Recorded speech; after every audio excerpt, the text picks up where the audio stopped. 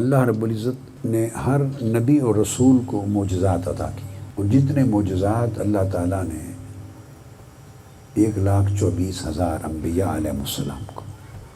تمام رسولوں اور انبیاء کو جتنے معجزات دیے ہیں، ان سب کا مجموعہ اور اس سے بھی کثیر معجزات حضور علیہ السلام کو عطا کی۔ معجزات جو حضور علیہ السلام کو عطا ہوئے وہ عدد میں بھی سب سے زیادہ،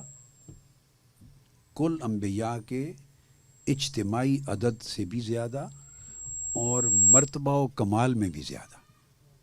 جتنے معجزات آقا علیہ السلام کو عطا ہوئے،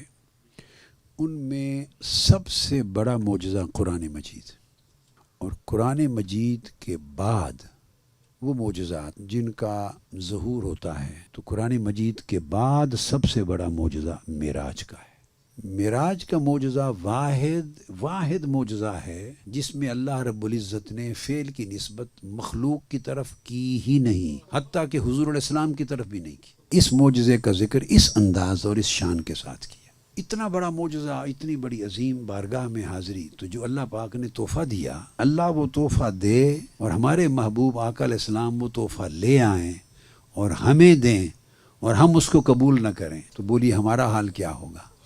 اور آقا علیہ السلام کے ساتھ اس سے بڑی کوئی بے وفائی ہوگی، اور اللہ کے ساتھ بے وفائی ہوگی؟ اس معراج کی رات، اور وہ تحفہ کیا ہے؟ وہ نماز کا تحفہ دیا۔ کوئی ایک نعمت ایسی نہیں جو اللہ نے آقا علیہ السلام کو دی اور اس کا حصہ امت کو نہ ملا۔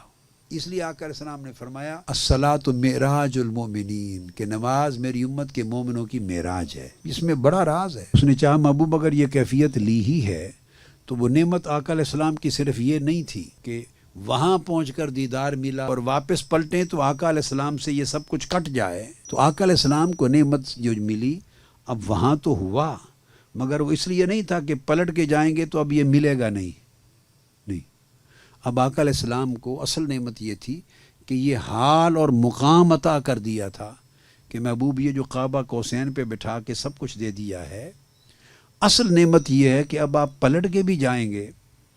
تو چاہے مکہ کی گلیوں میں رہیں، محبوب اب نعمت یہ جو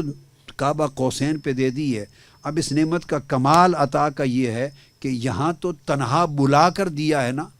خلوت میں، اب یہ نعمت ساری جلوتوں میں آپ کے پاس رہے گی۔ یعنی اب آپ کے قلب کو ثم دنا فتدلی فکان قاب قوسین بنا دیا ہے، قلب اطہر کو کعبہ قوسین بنا دیا ہے، روح کو او ادنا بنا دیا ہے۔ یہ جو دائمی کیفیت عطا کر دی، تو اللہ پاک چاہتا تھا کہ چونکہ اس کا حصہ امت کو دینا ہے، تو یہ دائمی کیفیت چونکہ نماز میں ہے، تو محبوب نے مانگا ہے تو ان کی امت بھی دائماً اس کیفیت میں رہے، تو اس نے 50 نمازیں دی کہ ہر وقت اس حال میں رہیں۔ تو اللہ رب العزت نے تحفہ دیا، 5 نمازیں کر دی پڑھنے کے لیے،